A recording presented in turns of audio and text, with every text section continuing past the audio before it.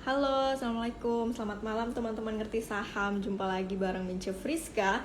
Malam ini kita bakal ngobrol seru ya. Udah kita infoin, malam ini kita bakal ngobrol-ngobrol dengan salah satu sosok sukses ya. Masih muda, udah punya prestasi luar biasa ya, dengan historikalnya yang aku yakin teman-teman juga udah banyak yang cukup tahu ya tentang siapa ini.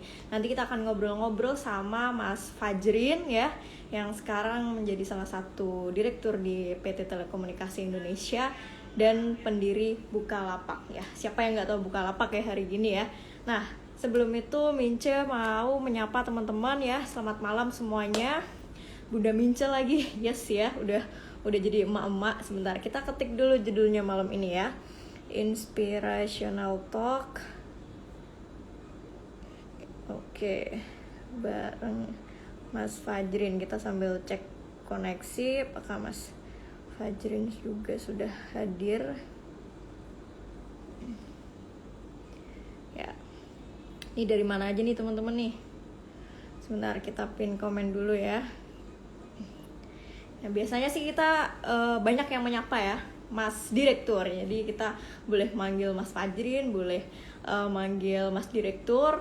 Yang jelas orangnya, sosoknya humble dan easy going. Teman-teman nanti mau bertanya seputar motivasi atau apapun, silahkan tulis di kolom Q&A ya. Jadi chatnya nanti kita off comment dulu selama live. Kita sambil lihat dulu. Oke, sepertinya Mas Fajrin sudah hadir di tengah-tengah kita teman-teman.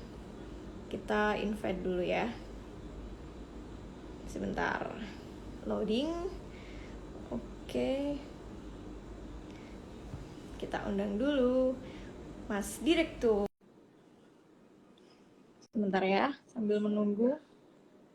Oke, siap Mas, sudah request, sudah. Nah, ini dia. Wah, gelap amat ya. Ini lagi di jalan nih kayaknya nih Mas. Iya, punten nih, 5 menit lagi mestinya nyampe rumah. Tapi Oh, berhubung sudah mulai ya 5 nggak menit apa-apa, nggak gelap apa-apa. dulu. Oke, siap-siap. Gimana kabar Mas Fajrin? Baik-baik, Alhamdulillah. Salam Nah, kenal ini lebih terang dikit. dari saya, Mince Friska, dan teman-teman investor saham Indonesia nih, Mas Fajrin, di Ngerti Saham. Ya, salam kenal Mbak Mince dan tim Ngerti Saham. Ya, Salam kenal ini juga buat seluruh pemirsa. ya kita mau ngobrol nyantai karena aku pun juga banyak yang mau kukepoin nih tentang Mas Fajrin sendiri.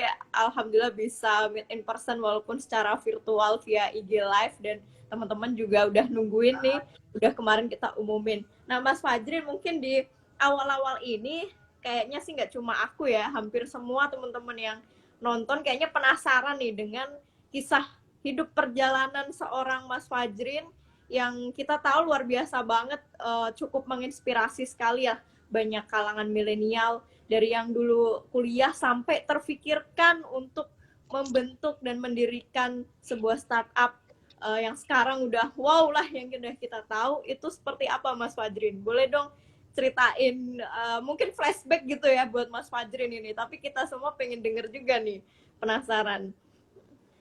Baik, mungkin saya berasal dari keluarga yang biasa saja lah ya. Maksud saya menghabiskan masa remaja SMP SMA di Pekalongan di Jawa Tengah, dan saya nggak tahu, Oh, ada yang bilang Mince atau pengelola ngerti saham, ada yang dari Pekalongan juga, saya. mungkin bisa di. Oh iya bener ya. Ya, jadi saya dulu di SMA 1 Pekalongan. Nah, Oke. Okay. kebetulan ketika saya SMP SMA itu saya menyukai bidang matematika. Saya sempat ikut Olimpiade Sains Nasional, sampai ke tingkat nasional, sampai ke tingkat Asia Pasifik malah gitu ya. Cuman yang Wow. mau saya highlight adalah di tingkat nasional itu saya bertemu dengan siswa dari SMA 1 Solo yang Oh, namanya Mas Ahmad Zaki Saifuddin. Jadi ya, beliau adalah uh, partner saya di kemudian hari di Bukalapak, ya. right? Jadi itu mungkin kisah awal saya bertemu dengan Mas Zaki di SMA. Nah, setelah atau menjelang lulus dari SMA, saya dan Mas Zaki kontakan via via email kalau nggak salah gitu ya. Hmm. Nanya-nanya kira-kira apa ya jurusan yang oke gitu kan. Hmm. Dan karena saya berasal dari bidang matematika, Mas Zaki berasal Hmm. dari bidang komputer, kita rasa bahwa salah satu bidang yang akan berpotensi besar ke depan itu adalah bidang komputer atau di ITB namanya informatika.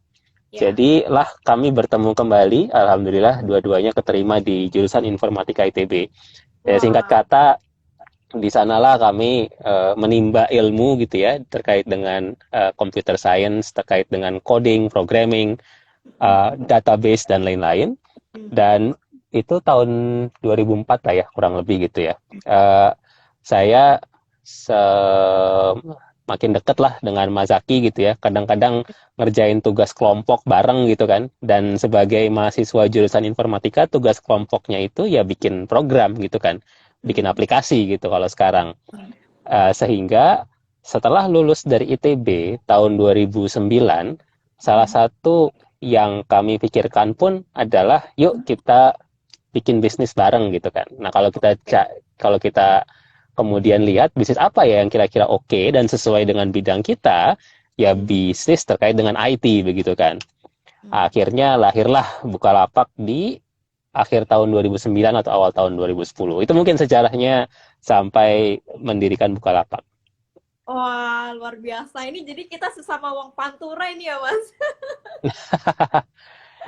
Ya, jadi ini juga yang sekaligus saya mau sampaikan kepada teman-teman semua bahwa yang namanya kisah bikin startup dan lain-lain itu sebenarnya banyak jalannya gitu ya. Ada yang sempat bilang ke saya bahwa wah kalau pengen bikin startup atau perusahaan besar harus kuliah di luar negeri, Hmm. harus punya modal besar. In reality sebenarnya nggak seperti itu gitu. Hmm. Banyak orang-orang yang membuat Hmm. startup yang berasal dari daerah, Hmm. yang apa namanya berasal dari SMA dan kampus di dalam negeri pun bisa membuat startup atau perusahaan yang sukses. Iya, betul betul. Setuju banget ini. Ini banyak juga follower dari teman-teman Pekalongan pasti bangga nih punya Mas Fajrin, ternyata luar biasa dari Kota Batik. Nah, ya tapi penasaran juga Mas dulu yang sama Mas Zaki, kenapa terpikir namanya Bukalapak? Itu historinya kenapa itu? Kenapa Bukalapak? Unik gitu kalau pertama kali orang denger. Jadi kalau bikin perusahaan IT itu satu ada visinya begitu kan, tapi yang kedua juga soal domainnya masih ada atau enggak. Jadi ketika kami membuat Bukalapak, itu kan konsepnya intinya marketplace online begitu kan, sebuah platform di mana orang bisa jual beli. Nah, kami kemudian mengecek-ngecek domain yang masih ada apa ya, jualbeli.com. Oh, sudah diambil orang itu, sudah nggak available gitu kan. Pasaronline.com sudah diambil orang. Banyaklah kita berpikir ide gitu ya. Dan tahun 2009-2010 itu mulai populer istilah lapak, gelar lapak, lapak saya Gan dan lain sebagainya gitu ya. Kemudian kita coba cek, oh buka lapak bagaimana? Masih ada, ya sudah kita book nama itu. Oh, jadi malah hanya dari sekedar iseng ya, akhirnya terbentuk istilah atau namanya akhirnya Bukalapak. Oke, ini baru tahu nih sejarahnya ternyata seperti ini. Menarik banget nih kalau lihat flashbacknya seperti dulu. Sekarang Bukalapak kita lihat udah semakin besar, itu sebuah achievement banget pastinya untuk Mas Fadrin, Mas Zaki juga. Nah, kemudian yang banyak teman-teman penasaran juga, kenapa waktu itu terpikirnya mau ambil bidangnya atau bisnisnya khusus marketplace gitu Mas, nggak terfikirkan mungkin dalam bidang lain gitu, hanya melihat peluangkah atau memang ada faktor lainnya gitu. Ya, jadi mungkin kombinasi begitu ya. Yang pertama adalah, tadi saya katakan di awal, saya kemudian Mas Zaki, partner satu lagi namanya Mas Nugroho, itu kebetulan berasal dari keluarga yang biasa-biasa saja, menengah mungkin bahkan ya biasalah seperti itu. Backgroundnya pun biasa saja gitu kan. Kami hidup dengan melihat apa sih, seperti apa ekonomi kecil menengah di Indonesia, begitu kan. Jadi kita tahu persis seperti apa orang buka warung, seperti apa orang dagang di pasar dan lain-lain gitu ya. Itu yang pertama. Dan yang kedua, ketika tahun 2009-2010 itu, kami juga melihat bahwa, oh ternyata di luar negeri, di China, di Amerika, itu yang namanya e-commerce tuh tumbuh pesat, right? Hmm. Jadi bidang e-commerce itu kita berpikir bahwa ini mungkin akan ada nih eh, demand terkait dengan e-commerce di Indonesia begitu kan. Sehingga itu yang melahirkan ide untuk membuat Bukalapak di mana e-commerce dikawinkan dengan ekonomi kecil menengah Indonesia. Lahirlah konsep marketplace. Bukan e-commerce di mana kami jualan barang sendiri gitu kan. Tapi e-commerce di mana kami menjadi platform supaya orang-orang bisa jualan di sana. Oke, jadi benar-benar karena terpikirkan oleh beberapa hal itu ya, akhirnya membidik e-commerce ini jadi salah satu apa ya, ini banget lah, andalan banget untuk tujuan bisnisnya. Nah, ini yang lebih menarik lagi dan memang sempat bikin heboh kemarin-kemarin sebelumnya. Ini kita juga penasaran banget, apa nih sebenarnya yang membuat Mas Fajrin juga tergerak akhirnya untuk masuk ke keluarga besar PT Telekomunikasi Indonesia Tbk, Mas, yang dari Bukalapak udah di startup terus tiba-tiba tergerak mungkin hatinya, atau entah karena motivasi apa gitu yang akhirnya membuat Mas Fajrin akhirnya jadilah di keluarga besar Telkom. Ya, jadi yang pertama dari si Bukalapak itu sendiri yang tadinya startup, alhamdulillah selama 10 tahun semakin besar begitu ya. Saya mengibaratkan Bukalapak ini seperti anak gitu ya, yang kita besarkan dari bayi, yang sekarang alhamdulillah sudah beranjak atau tumbuh dewasa begitu kan, dan siap untuk dilepas lah seperti itu. Itu yang pertama. Yang kedua, dari sisi PT Telkom, kita atau saya melihat dan kemudian juga saya dijelaskan begitu ya, bahwa Telkom ini ke depan akan bergerak atau berekspansi bisnis begitu ya, dari yang semula hanya perusahaan telekomunikasi saja gitu ya, menyediakan layanan terkait dengan jaringan telekomunikasi baik itu melalui Telkomsel maupun IndiHome begitu ya, tapi ke depan ini akan berekspansi bisnis ke arah digital. Nah, Telkom itu bergerak ke arah yang saya sangat familiar begitu kan. Sehingga saya berpikir bahwa skill set saya barangkali dapat membawa atau membantu Telkom bergerak ke arah sana. Itulah yang membuat saya tertarik untuk mengeksplorasi posisi di sini sebagai Direktur Digital Business di Telkom. Oke, keren banget nih Mas. Jujur aku juga kagum banget gitu, dari yang mungkin udah berasa nyaman di startup sampai akhirnya mau gitu keluar dari istilahnya ya, comfort zone ya, terus mencoba sesuatu yang baru gitu. Nah, kemudian ya memang seperti kita tahu ya, Telkom kedepannya akan lebih banyak bergerak di mungkin bidang digital atau sejenisnya seperti itu. Nah, kira-kira sendiri nih kalau dari pandangan visi Mas Fajri terhadap kita bicara agak beralih ke startup gitu ya, terhadap startup di Indonesia ini ke depan trennya akan seperti apa ini Mas, berdasarkan pengalaman di dunia startup Mas Fajrin? Ya, jadi yang pertama, kalau kita melihat sekarang situasi pandemi begitu ya, kita berharap, berdoa mudah-mudahan pandemi ini segera berlalu. Tapi di sisi lain, pandemi itu ternyata meningkatkan atau mempercepat digitalisasi di Indonesia. Kita bisa melihat orang semakin banyak berbelanja online lah ya, seperti itu. Orang banyak yang melakukan kegiatan secara online, kerja dari rumah, melakukan seminar via Instagram live seperti sekarang begitu kan. Ini adalah kegiatan-kegiatan yang menjadi side effect dari pandemi. Sehingga meskipun secara umum kondisi ekonomi masih kurang baik, tapi sebenarnya startup digital itu sangat memiliki potensi yang besar ke depannya. Itulah mengapa kami di Telkom pun akhirnya sepakat bahwa kalau ketika kita bicara Telkom ingin bergerak ke arah digital ke depan, itu dilakukan tidak hanya dengan membuat produk sendiri begitu ya, tapi juga dengan berinvestasi di startup-startup. Kami punya banyak program terkait dengan hal ini. Yang terbaru adalah kami menyiapkan dana 500 juta dolar atau sekitar Wah, 7 triliun rupiah bagi startup-startup di Indonesia melalui venture capital arm kami yang namanya MDI. oke oke. Wow, luar biasa besarnya ya.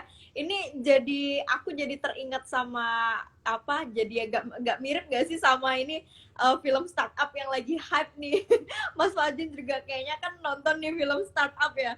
Kalau di film kan ada sandbox gitu. Nah, berarti bisa jadi Telkom ini jadi sandboxnya Indonesia mungkin ya Mas Fajri ya ke depannya ya. Ada Betul, namanya Indigo kalau nggak salah ya Mas Fajrin ya. betul. Jadi selain sebagai investor, kami juga memiliki program inkubasi atau akselerator yang bernama Indigo. Uh, Benar sekali bahwa Indigo ini kalau di Korean drama startup itu sangat mirip dengan sandbox itu begitu ya, di mana di sana kami memiliki coworking space gitu ya, kami memiliki mentor-mentor, baik itu mentornya pejabat di Telkom maupun expert-expert dari luar Telkom yang menjadi veteran begitu ya di industri startup. Dan juga tentunya ada funding juga begitu ya. Jadi hal-hal yang kami siapkan memang untuk mendukung agar startup bisa tumbuh pesat. Hmm. Dan ketika saya menonton Korean drama startup itu, saya bilang, wah ini indigo banget nih gitu kan. Sehingga saya juga mendorong teman-teman di Telkom gitu ya. Nih kapan lagi saya menyarankan untuk menonton Korean drama gitu ya. Yang sekaligus kerja jadinya. Iya iya ya makanya aku juga baru ngeh gitu. Oh Telkom kan punya Indigo juga. Karena kemarin-kemarin banyak bertanya-tanya ada nggak sih sandbox kayak gini di Indonesia gitu. Ternyata ada gitu Indigonya dari Telkom itu ya kurang lebih mirip sandbox teman-teman ya. Nah tapi mungkin Betul. dari Mas Fajrin boleh ngasih ini mungkin tips triknya buat teman-teman yang mungkin ingin ikut mendaftar di Indigo seperti itu biasanya seperti apa tuh prosesnya atau segala macamnya mungkin lebih ke tipsnya dari Mas Fajrin sendiri Ya, agar bisa lolos mungkin biar masuk ke Indigo berasa kayak masuk ke sandbox gitu. ya jadi yang pertama, setiap batch ya kami menyebutnya, itu kami membuka pendaftaran. Dan kebetulan banget nih, sekarang lagi dibuka pendaftaran. Sampai Oke. tanggal 12 atau 13 kalau saya nggak salah. Bisa dicek langsung ke websitenya indigo.id begitu ya. indigo.id. Nanti silakan teman-teman mendaftar untuk mengikuti batch ini. Dan kalau ditanya tips, sebenarnya yang paling penting adalah teman-teman come up dengan ideas atau solution terhadap permasalahan real yang mau disampaikan. Jadi bikin startup itu kalau menurut saya sebenarnya tidak semudah yang dibayangkan gitu ya. Tidak seindah yang di Korean drama. jadi jadi apa namanya, teman-teman perlu untuk benar-benar menggali sebuah permasalahan begitu ya, yang teman-teman yakin dapat di-solve melalui startup teman-teman. Nah ini yang mungkin dibilang tips trik mungkin nggak terlalu gitu ya, tapi intinya seperti itu. Jadi kita melihat memang bagaimana ketajaman si founder startup tadi untuk menyelesaikan sebuah masalah. Oke, nah itu teman-teman ya tips kerennya nih dari yang langsung berpengalaman dan langsung dari direkturnya. Nah, Mas Fajrin, aku izin untuk ambil beberapa pertanyaan ya Ya, dari teman-teman yang banyak ternyata ini fansnya Mas Fajrin yang udah ngasih pertanyaan di kolom Q&A. Aku coba pilihin beberapa dulu. Wah, ini ada Mas Bagus nanya tiap hari baca buku berapa kali Mas? Buku apa aja yang dibaca?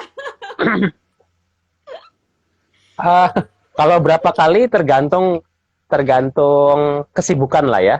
Tapi rata-rata saya membaca satu buku habis dalam 1 sampai 2 minggu. Tahun lalu, sebagai contoh, rasanya sekitar 42 atau 43 buku yang saya baca di tahun lalu gitu ya. Tahun ini sudah 30 berapa ya? Ya sekitar itulah sekarang. Kalau ditanya bagaimana membagi waktu, saya paling sering baca buku di jalan. Jadi di jalan menuju kantor itu kan, apalagi kalau lagi macet, kayak tadi, apa namanya, macet tuh gitu ya. Ya Heeh. kadang-kadang saya menghabiskan waktu dengan membaca buku gitu. Itu Wah, pertama. Kalau misalnya buku apa yang dibaca, mungkin banyak ya. Satu terkait dengan startup dan semacamnya pastinya gitu ya. Startup, digital, teknologi dan lain-lain. Yang kedua mungkin terkait dengan pengembangan diri gitu ya, personal growth, self tentang development. habit, exactly, semacam itu. Yang ketiga mungkin kadang-kadang juga baca-baca soal pengetahuan umum juga lah begitu.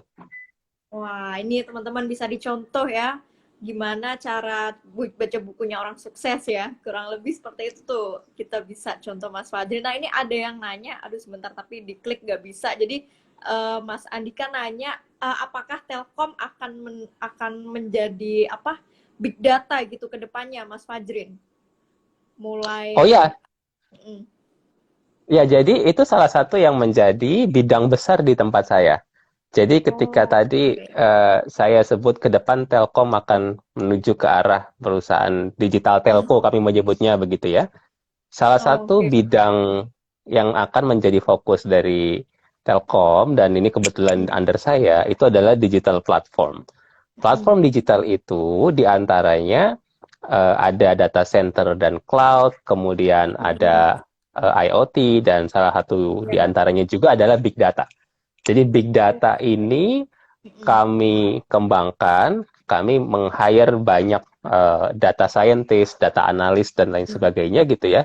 Untuk apa? Satu, untuk mm, meningkatkan atau mengimprove existing business process di Telkom itu sendiri gitu ya. Kami menggunakan big oke. data untuk menganalisis customer behavior di Telkom Group begitu ya.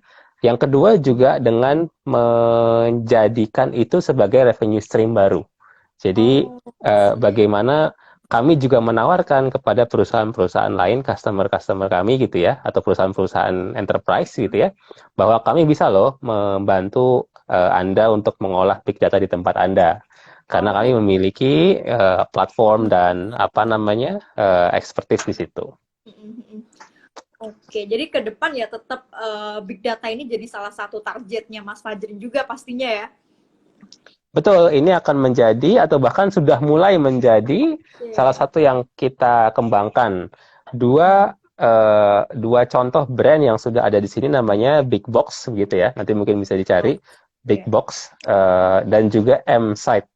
Itu dua produk yang sudah komersial gitu ya, bahkan sudah dibeli atau digunakan oleh pelanggan-pelanggan khususnya perusahaan besar. Wah, luar biasa keren-keren. Ini bikin saya jadi makin kagum selain dengan satelit merah putihnya Telkom, Mas. Nah, ini ada Mas Randy menanyakan, gimana sih langkah awal dulu Bukalapak mendapat dana investasi dan seberapa sulit dulu Mas Fajrin menemukan investor untuk pertama kalinya?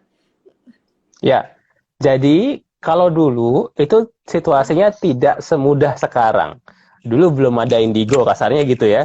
Dulu belum ada visi community dan lain-lain. Iya. Sehingga untuk mencari investasi itu memang sulit. Sehingga untuk sampai Bukalapak memperoleh dana dari visi pertama itu butuh waktu setahun lebih. Oh, Baru tahun 2011 pertengahan kami memperoleh funding dari visi pertama gitu ya. Nah, Uh, prinsipnya adalah tadi kita mengembangkan sebuah solusi terhadap suatu masalah dan menunjukkan bagaimana kita dapat mengeksekusi bahwa solusi tersebut benar-benar digunakan. Jadi ibaratnya kalau kita membuat marketplace seperti Bukalapak contohnya gitu ya, ya kita menunjukkan bahwa lihat nih jumlah transaksi atau jumlah visitnya ke Bukalapak itu makin naik gitu kan, makin naik lah ya gitu. Itulah yang kemudian akan mendorong investor untuk berinvestasi di sana. Nah, itu juga yang menjadi salah satu parameter ketika kan sekarang saya posisinya sebagai investor nih ya. Saya berhubung Telkom tadi ada MDI, Indigo dan lain-lain gitu kan. Kami iya. melihat gitu kan, startup itu nggak hanya sekedar idenya yang luar biasa gitu ya, tapi kami melihat bagaimana sih Anda mengeksekusi ide tadi gitu kan. Apakah seberapa yakin Anda dapat mengeksekusi ide itu gitu. Karena Indian sebenarnya idenya yang luar biasa tapi eksekusinya payah, itu justru malah akan kurang menarik bagi sisi investor. Bener-bener. Ini di film startup banget kayaknya nih. Kebayang banget nih. Pak Han. Oke, Mas, ini ada yang nanya terkait tadi big data bagus juga nih. Apakah Telkom akan berencana untuk bersinergi dengan BUMN lain di mana masing-masing big datanya mungkin bisa decentralized? Apakah ada kemungkinan mengarah ke sana, Mas Fajrin? Yang pertama memang sesama BUMN itu diharapkan untuk bekerja sama, right? Jadi memang ada arahan lah ya dari Kementerian BUMN maupun pemerintah. Kalau misalkan sesama BUMN bisa bekerja sama, ya silakan kerjasama gitu kan. Istilahnya sinergi BUMN. Yang kedua, kalau kita bicara soal big data, itu memang ada istilahnya economies of scale atau scale advantage, di mana semakin banyak data yang diproses akan menghasilkan insight yang semakin baik atau semakin kuat. Sehingga memang menjadi make sense untuk bisa bekerja sama. Yang perlu diperhatikan, yang akan menjadi tantangan adalah bagaimana kerjasama ini tidak melanggar privacy gitu kan. Karena kan satu sisi kita punya data, katakanlah data pelanggan Telkom lah ya, gitu ya. Kemudian ada BUMN lain, katakanlah PLN, punya data pelanggan PLN gitu kan. Tentu kami tidak bisa atau defaultnya Telkom nggak bisa mengakses data pelanggan PLN dong, dan sebaliknya gitu kan. Nah, bagaimana kami bisa bekerja sama tanpa melanggar privacy ini yang perlu di solve lah seperti itu. Oke, I see. Nah, ini sepertinya banyak mahasiswa juga atau mungkin first jobber yang nanya nih, apakah Telkom di divisi digital, divisinya Mas Fajrin membuka internship? Jawabannya buka gitu. Memang ada waktunya gitu ya. Jadi mungkin bisa dicek rutin aja gitu ya ke situsnya Telkom maupun kalau saya lupa namanya apa ya, internship Telkom atau semacamnya gitu ya. Nanti mungkin bisa dicek aja. Okay. Tapi intinya kita sangat-sangat terbuka. Kenapa? Kalau kita melihat untuk menuju ke arah digital, salah satu yang memang diperlukan adalah soal talent, right? Dan kami juga menyadari bahwa di Telkom itu juga kami butuh mengembangkan skill di bidang ini, right? Karena tadi Telkom selama ini itu kan lebih banyak bermain di bidang connectivity tadi gitu ya. Katakanlah yang banyak keahlian di bidang di dalam Telkom ini orang-orang yang ahli di bidang jaringan, network security dan lain-lain. Sedangkan kalau kita bicara soal digital business tadi ya, big data, kemudian membuat aplikasi digital, itu kan membutuhkan keahlian yang sedikit berbeda, right? Kita bicara soal machine learning, artificial intelligence, AI, kemudian juga UI UX designer gitu ya, dan lain-lain. Sehingga memang kami harus mengembangkan kemampuan. Nah, mengembangkan kemampuan ini bisa didapat dengan training gitu ya, memberikan pelatihan kepada existing karyawan, ataupun yang kedua dengan merekrut karyawan dari luar, right? Nah, merekrut karyawan dari luar ini ya beragam caranya, dari mulai yang internship, kemudian fresh graduate maupun yang profesional. Oke. Jadi pastinya ada untuk pengalaman buat teman-teman yang sedang mencari internship, tinggal pinter-pinternya atau aktifnya update aja ya untuk informasinya. Nah, ini ada pertanyaan cukup bagus juga ini. Goals Telkom di 5 tahun mendatang, terutama mungkin untuk divisi digitalnya Mas Fajrin. Ya, jadi kami memang mengukur juga gitu kan, berapa sih revenue revenue dari yang selain connectivity tadi begitu kan, revenue dari digital platform dan digital service kami menyebutnya. Itu sekarang di kisaran 7%-an. Ya, 7%-an dari total revenue Telkom Group itu dari digital service, digital platform ini. Nah, tentu kami berharap dalam 5 tahun ke depan Telkom akan semakin kuat di digital telco ini gitu ya, sehingga yang tadinya 7% tadi itu akan meningkat gitu kan. Meningkat seberapa saya mesti cek ya, angkanya sudah publish atau belum ya.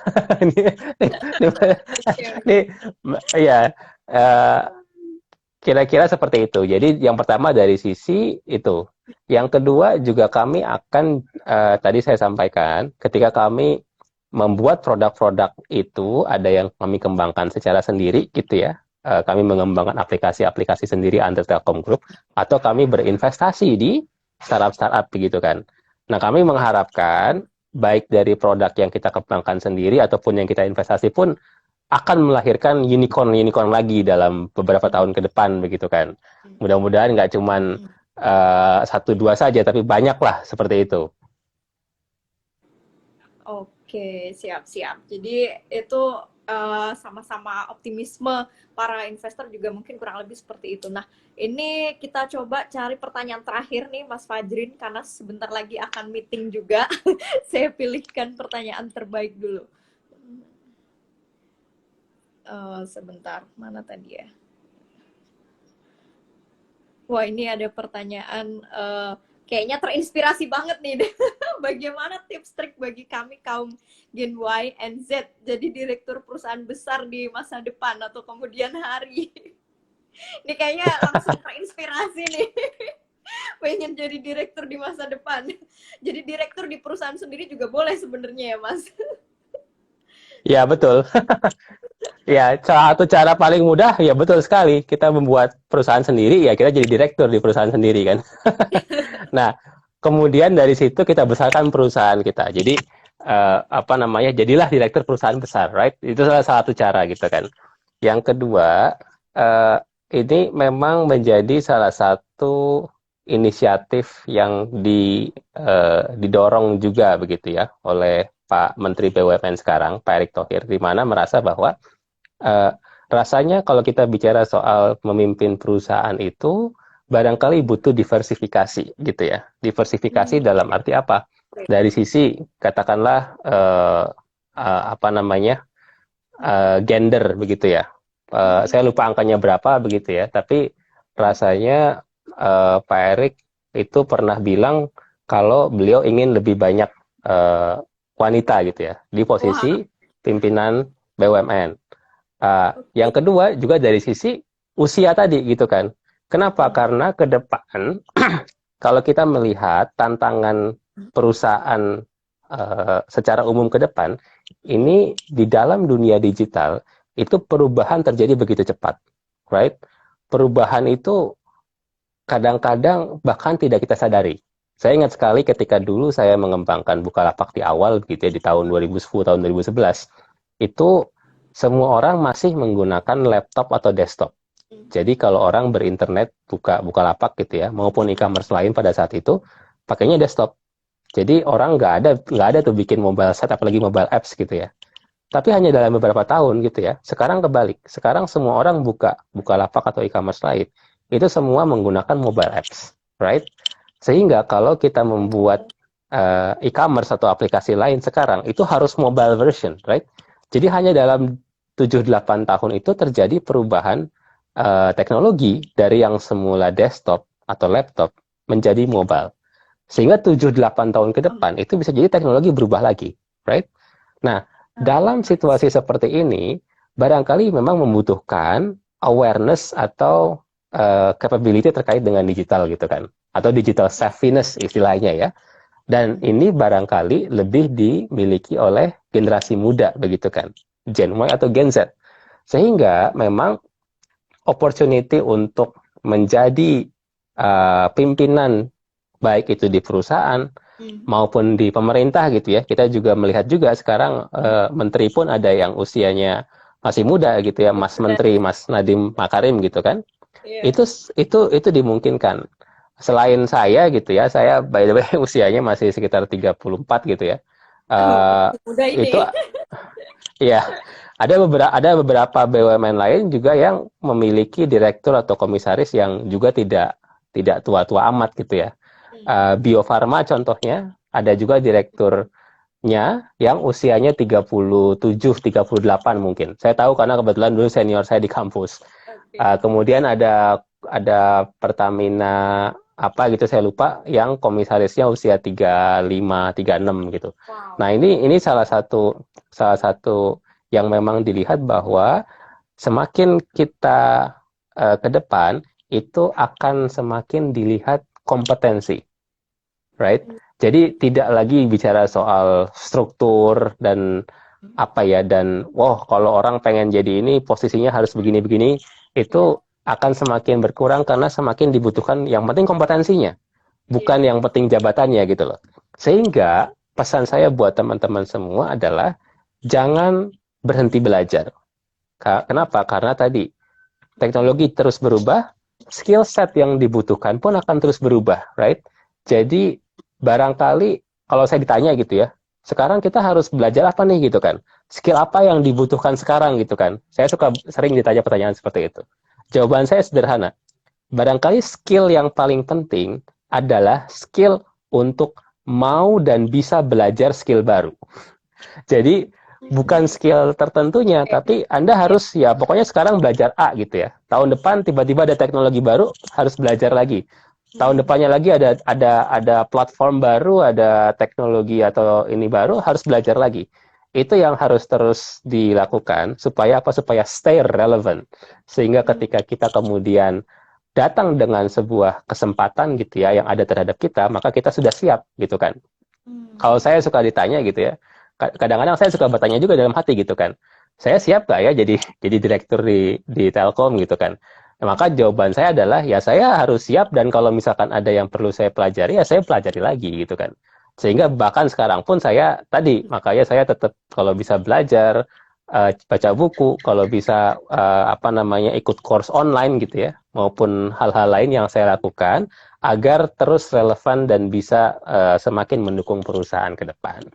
Wah, oke, lengkap banget ini dan apa namanya bisa dipraktikkan banget. Itu ternyata ada skill yang harus dikuasai, skill untuk mempelajari skill baru, teman-teman. Ini perlu kita highlight. Oke, Mas Fajrin, ini pertanyaan terakhir dari aku sekaligus jadi closing statement buat Mas Fajrin. Boleh nggak share tentang mindset apa yang harus dimiliki teman-teman di sini, terutama mereka yang punya bisnis ataupun mau mendirikan startup, biar mereka bisa survive, karena yang kita tahu faktanya di Indonesia banyak startup tapi yang bisa bertahan di atas mungkin 2-3 tahun itu mungkin masih sedikit, banyak mungkin lebih nyerah, mereka pada give up segala macem. Nah, boleh silahkan Mas Fajrin sharing dong tentang mindset apa sih yang harus kita punya sampai bisa survive seperti Mas Fajrin seperti sekarang. Ya, jadi saya juga cukup sering mendapat pertanyaan ini gitu ya. Jawaban saya juga mungkin sederhana. Memang benar tadi dikatakan kalau persentase keberhasilan startup itu tidak tinggi. Persentase berhasil itu barangkali di bawah 10%. Artinya Oh. apa? Artinya 90% lebih startup itu mengalami kegagalan. Mungkin kita melihatnya yang berhasil saja gitu ya. Wah, ada Gojek, ada Traveloka gitu ya, dan lain-lain gitu kan. Tapi kan untuk satu Gojek atau Traveloka ada berapa banyak orang yang mencoba membuat seperti itu gitu kan. Ada banyak sekali saya yakin.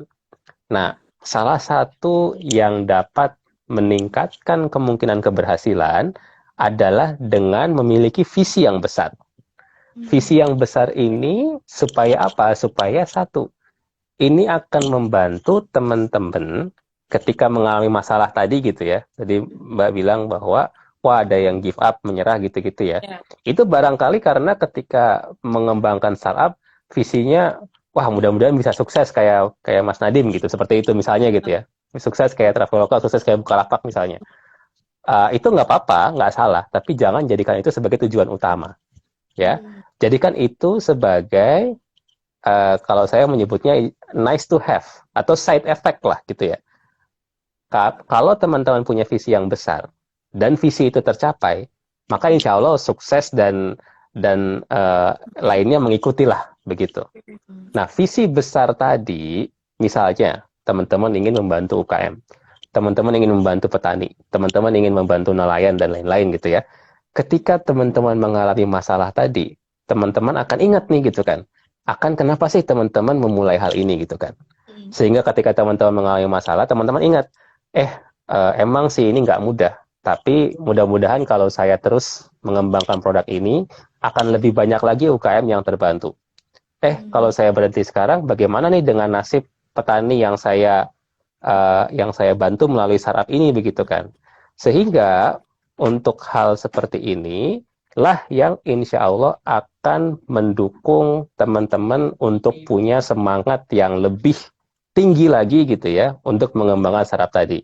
Makanya saya juga kadang-kadang menyarankan teman-teman untuk punya entah itu testimoni dalam bentuk video, dalam bentuk rekaman dan lain-lain gitu ya, yang menunjukkan kepada teman-teman akan wah ternyata alhamdulillah saraf saya untuk sudah membantu sekian petani, sekian UKM dan lain-lain.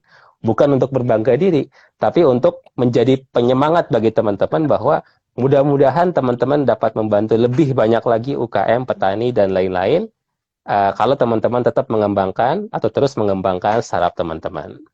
Oke, keren banget nih wejangan terakhirnya. Visi yang besar itu teman-teman yang perlu teman-teman highlight.